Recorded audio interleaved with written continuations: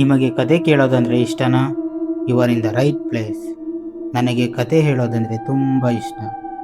ನಾನು ಆದರ್ಶ್. ಕಾಣದ ಕತೆಗಳಿಗೆ ನಿಮಗೆಲ್ಲರಿಗೂ ಸ್ವಾಗತ. ಹಾಂ, ಒಂದು ವಿಷಯ, ನೀವು ವಿಡಿಯೋನ ನೋಡಲೇಬೇಕಂತೇನಿಲ್ಲ.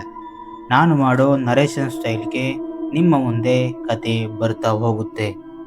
ಜಸ್ಟ್ ಆಡಿಯೋನ ಕೇಳಿದರೆ ಸಾಕು.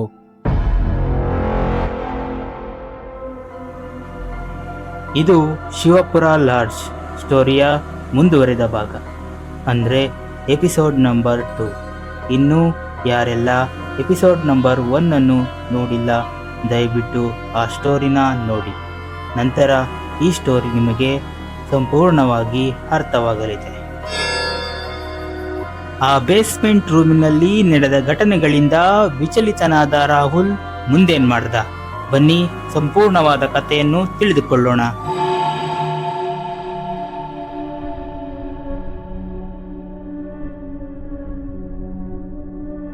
ನಮ್ಮ ಕಳೆದ ಎಪಿಸೋಡ್ನಲ್ಲಿ ರಾಹುಲ್ ಆ ಮಿರರ್ನ ಮುಂದೆ ನಿಂತು ಆ ಮಿರರ್ ಅನ್ನು ಗಮನಿಸುವಾಗ ಅವನ ರಿಫ್ಲೆಕ್ಷನ್ ನೋಡಿ ಹೆದರಿದ್ದ. ಆ ರೇಡಿಯೋದಲ್ಲಿ ಬಂದಂತಹ ಆ ಧ್ವನಿಯ ಶಬ್ದ ಅವನ ಕಿವಿಯಲ್ಲಿ ಇನ್ನೂ ಗುಯಿಗುಡುತ್ತಿತ್ತು. ಮತ್ತು ಆ ರೂಮಿನಲ್ಲಿ ಕ್ಷಣ ಕ್ಷಣಕ್ಕೂ ಹೆಚ್ಚಾಗುತ್ತಿರುವ ಚಳಿಯ ವಾತಾವರಣ. ಆ ಚಳಿಗೆ ರಾಹುಲ್ ನಡುಗಲು ಶುರು ಮಾಡುತ್ತಾನೆ. ಅವನು ಇನ್ನೇನು ಆ ರೂಮಿನಿಂದ ಹೊರಬರಬೇಕೆಂದು ಬಾಗಿಲಿನತ್ತಿರ ಬಂದಾಗ ಹಠಾತ್ ಒಂದು ಶಬ್ದ ಜೋರಾಗಿ ಕೇಳುತ್ತದೆ. ಹಾಗೆ ಆ ರೂಮಿನಲ್ಲಿ ಕತ್ತಲೆಯಿಂದ ಆವರಿಸಿದ್ದ ಅಕ್ಷಣ ಒಂದು ಕೆಂಪು ಬಣ್ಣದ ಬೆಳಕು ಆ ರೂಮನ್ನು ಆವರಿಸಿಕೊಳ್ಳುತ್ತದೆ. ರಾಹುಲ್ ಹೆದರುತ್ತಾ ನಿಧಾನವಾಗಿ ಹಿಂದಕ್ಕೆ ತಿರುಗಿ ನೋಡುತ್ತಾನೆ. ಆ ರೆಡ್ ಲೈಟ್ ನಲ್ಲಿ ಅವನಿಗೆ ಸಂಪೂರ್ಣವಾಗಿ ರೂಮ್ ಖಾಲಿಯಾಗಿ ಕಾಣಿಸುತ್ತಿತ್ತು. ಹಾಗೆ ಅವನಿಗೆ ಏನು ವಿಚಿತ್ರವಾದ ಅನುಭವ ಕೂಡ ಆಗಲಿಲ್ಲ. ಆದರೆ ಅವನು ಗಮನಿಸಬೇಕಾದ ವಿಷಯ ಬೇರೇನೇ ಇತ್ತು.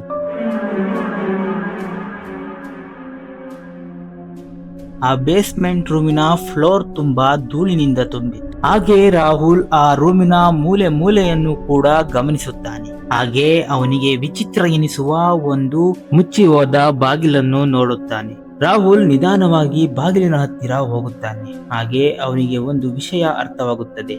ಇದೀಗ ಯಾರೋ ಈ ಬಾಗಿಲನ್ನು ಓಪನ್ ಮಾಡಿದ್ದಾರೆ ಎಂದು. ಅವನಿಗೆ ಆಗನಿಸಲು ಸ್ಟ್ರಾಂಗ್ ಫೀಲಿಂಗ್ ಏನಂದ್ರೆ ಆ ಬಾಗಿಲಿನ ಮುಂದೆ ಯಾರೋ ಓಡಾಡಿರುವಂತಹ ಪಾದಗಳ ಗುರುತು. ಅವನಿಗನ್ಸುತ್ತೆ ಇಲ್ಲಿರುವಂತಹ ಲಾಡ್ಜ್ ಕೀಪರ್ ಇಲ್ಲಿ ಬಂದು ಹೋಗಿರಬಹುದು ಎಂದು. ಅವನು ನಿಧಾನವಾಗಿ ಆ ಬಾಗಿಲನ್ನು ಸುಮ್ಮನೆ ಮುಟ್ಟುತ್ತಾನೆ ಅಷ್ಟೆ. ತಕ್ಷಣ ಆ ಬಾಗಿಲು ಸಡನ್ ಆಗಿ ಓಪನ್ ಆಗುತ್ತದೆ.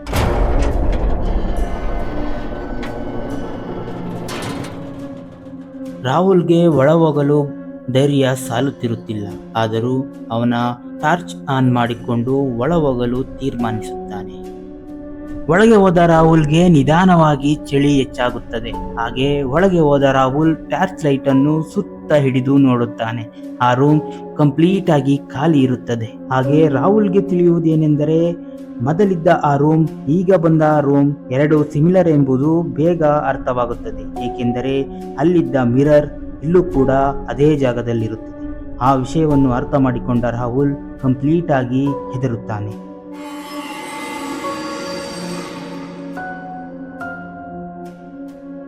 ಆ ರೂಮಿನಲ್ಲಿ ಯಾರೋ ಜೋರಾಗಿ ಉಸಿರಾಡುತ್ತಿರುವ ಶಬ್ದ ರಾಹುಲ್ಗೆ ನಿಧಾನವಾಗಿ ಕೇಳುತ್ತದೆ. ಹಾಗೆ ಫ್ಲಾಶ್ ಲೈಟ್ ಹಿಡಿದು ಹಿಂಬದಿಗೆ ಹೋಗುವಾಗ ಒಂದು ಬೆಂಚ್ಗೆ ಅವನ ಕಾಲ್ ತಾಗಿ ಬೀಳುತ್ತಾನೆ. ರಾಹುಲ್ ನಿಧಾನವಾಗಿ ಆ ರೂಮಿನ ಮೂಲೆಯನ್ನು ಗಮನಿಸುತ್ತಾನೆ. ಆ ಮೂಲೆಗೆ ಫ್ಲಾಶ್ ಲೈಟ್ ಬಿಟ್ಟಾಗ ಅಲ್ಯಾರೋ ನಿಂತಿರುವಂತೆ ಅವನಿಗೆ ಭಾಸವಾಗುತ್ತದೆ.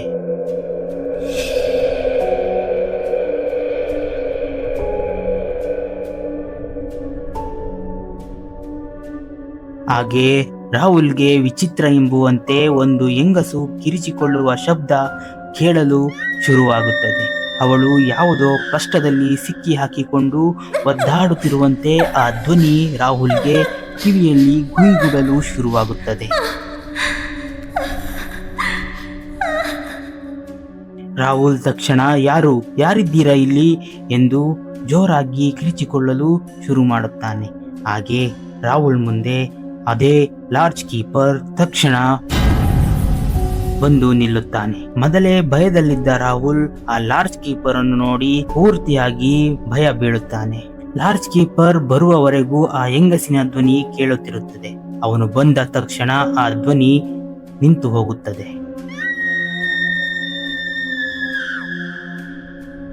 ಲಾಡ್ಜ್ ಕೀಪರ್ ಜೋರಾಗಿ ಹೇಳುತ್ತಾನೆ, ನಾನು ನಿನಗೆ ಮೊದಲೇ ಹೇಳಿದ್ದೆ, ರಾತ್ರಿ 10ರ ನಂತರ ರೂಮಿಂದ ಹೊರ ಬರಬೇಡ ಎಂದು. ಯಾಕೆ ಇಲ್ಲಿ ಬಂದಿದ್ದೀಯಾ ಎಂದು ಲಾಡ್ಜ್ ಕೀಪರ್ ಪ್ರಶ್ನೆ ಮಾಡುತ್ತಾನೆ. ಇದುವರೆಗೂ ಲಾಡ್ಜ್ ಕೀಪರ್ನ ಸುದ್ದಿಯೇ ಇರಲಿಲ್ಲ. ಸಡನ್ ಆಗಿ ಬಂದ ಲಾಡ್ಜ್ ಕೀಪರ್ ಅನ್ನು ರಾಹುಲ್ ನಿಧಾನವಾಗಿ ಗಮನಿಸುತ್ತಾನೆ. ಇಲ್ಲೇನೋ ಸಮಸ್ಯೆ ಇದೆ, ಇಲ್ಲಿ ಏನೋ ನಡೆದಿದೆ ಎಂದು ರಾಹುಲ್ಗೆ ನಿಧಾನವಾಗಿ ಅರ್ಥವಾಗುತ್ತದೆ.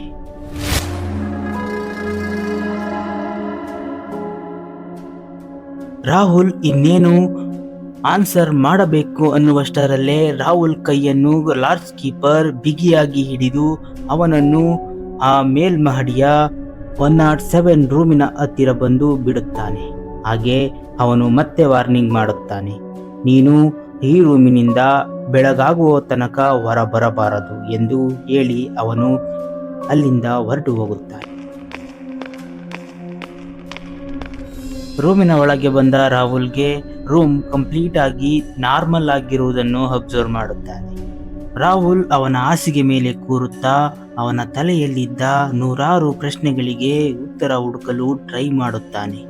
ಅವನಿಗೆ ಅವನ ರೂಮಿನಿಂದ ಆ ಬೇಸ್ಮೆಂಟ್ ರೂಮಿಗೆ ಕರೆದುಕೊಂಡು ಹೋದವರ್ಯಾರು ಎಂದು ತಿಳಿಯುವುದಿಲ್ಲ. ಹಾಗೆ ಆ ಬೇಸ್ಮೆಂಟ್ನಲ್ಲಿ ಕಂಡ ಅವನ ರಿಫ್ಲೆಕ್ಷನ್ ಇನ್ನೂ ಅವನ ಕಣ್ಣ ಮುಂದೆ ಬರುತ್ತಿರುತ್ತದೆ. ಹಾಗೆ ಆ ಬೇಸ್ಮೆಂಟ್ನ ಒಳಗಿದ್ದ ಇನ್ನೊಂದು ರೂಮಿನಲ್ಲಿ ಕೇಳಿದ ಆ ಹೆಂಗಸಿನ ಧ್ವನಿ ಅವನನ್ನು ಬಿಟ್ಟು ಬಿಡದೆ ಕಾಡುತ್ತಿರುತ್ತದೆ.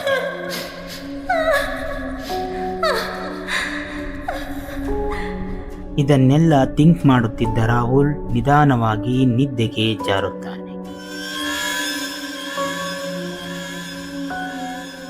ಸಡನ್ ಆಗಿ ಎಚ್ಚರಗೊಂಡ ರಾಹುಲ್ಗೆ ಆ ರೂಮ್ ಕಂಪ್ಲೀಟ್ ಆಗಿ ಚೇಂಜ್ ಆಗಿರುವುದು ಅರ್ಥವಾಗುತ್ತದೆ. ಏಕೆಂದರೆ ಆ ರೂಮ್ ಪೂರ್ತಿಯಾಗಿ ಹೊಸದರಂತೆ ಕಾಣುತ್ತಿರುತ್ತದೆ. ಹಾಗೆ ಆ ಟೈಮ್ ಕೂಡ ಬದಲಾಗಿರುತ್ತದೆ.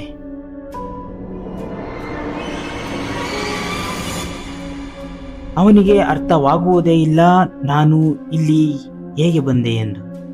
ಅದಂತೂ ನಿಜ, ಅವನು ಮಲಗಿದ್ದ ಜಾಗವೇ ಸಂಪೂರ್ಣವಾಗಿ ಬದಲಾಗಿರುವುದು ಮತ್ತು ಅವನಿಗೆ ಹೊರಗಿನ ಶಬ್ದ ಮತ್ತು ಆ ಲಾಡ್ಜ್ನಲ್ಲಿ ಬೇರೆಯವರು ಮಾತನಾಡುತ್ತಿರುವ ಶಬ್ದವೂ ಕೂಡ ಕೇಳುತ್ತಿರುತ್ತದೆ. ಯಾರೋ ಅವನ ರೂಮನ್ನು ಬಡಿದಂತೆ ಅವನಿಗೆ ಕೇಳುತ್ತದೆ.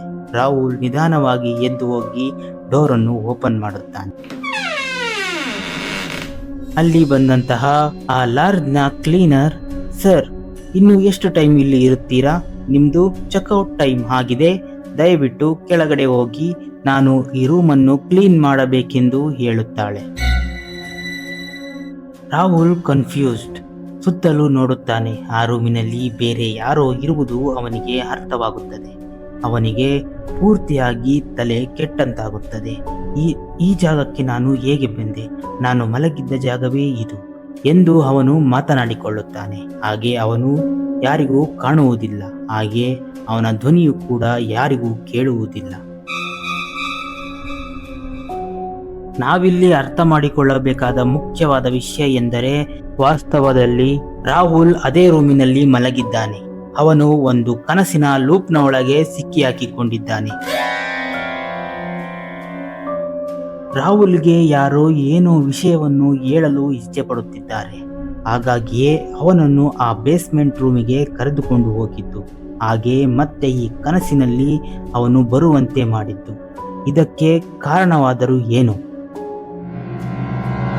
ರಾಹುಲ್ಗೂ ಮತ್ತು ಈ 107 ರೂಮ್ಗೆ ಇರುವ ಸಂಬಂಧ ಬೇರೆನೇ ಇದೆ ಮತ್ತು ಆ ಬೇಸ್ಮೆಂಟ್ನಲ್ಲಿ ಆ ವಿಷಯ ಇನ್ನೇನು ಅವನಿಗೆ ತಿಳಿಯಬೇಕು ಅನ್ನುವಷ್ಟರಲ್ಲಿ ಆ ಲಾಡ್ಜ್ ಕೀಪರ್ ಅಲ್ಲಿಗೆ ಬಂದು ತಡೆದಿರಬಹುದಾ?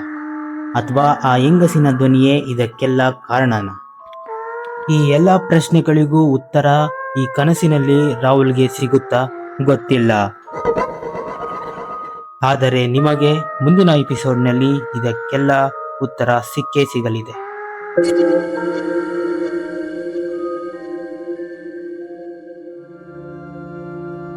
ಈ ಕಥೆನ ಇಲ್ಲಿವರೆಗೂ ನೀವು ಕೇಳಿದ್ದೀರಾ ಅಂದರೆ ಈ ಕಥೆ ನಿಮಗೆ ಇಷ್ಟ ಆಗೇ ಇರುತ್ತೆ. ಈ ಕಥೆ ನಿಮಗೆ ಇಷ್ಟ ಆಗಿದೆ ಅಂದರೆ ಚಾನಲ್ನ ಸಬ್ಸ್ಕ್ರೈಬ್ ಮಾಡ್ಕೊಳ್ಳಿ, ಲೈಕ್ ಮಾಡೋದನ್ನ ಮರಿಬೇಡಿ ಮತ್ತು ವಾರಕ್ಕೊಂದು ಮಿಸ್ಟೀರಿಯಸ್ ಕಥೆಗಳು ನಿಮಗಾಗಿ ನಮ್ಮ ಚಾನಲ್ನಲ್ಲಿ. ಆದರ್ಶನ ಕಾಣದ ಕಥೆಗಳನ್ನು ಮಿಸ್ ಮಾಡ್ಕೋಬೇಡಿ. ಧನ್ಯವಾದಗಳು. ಶುಭ ದಿನ.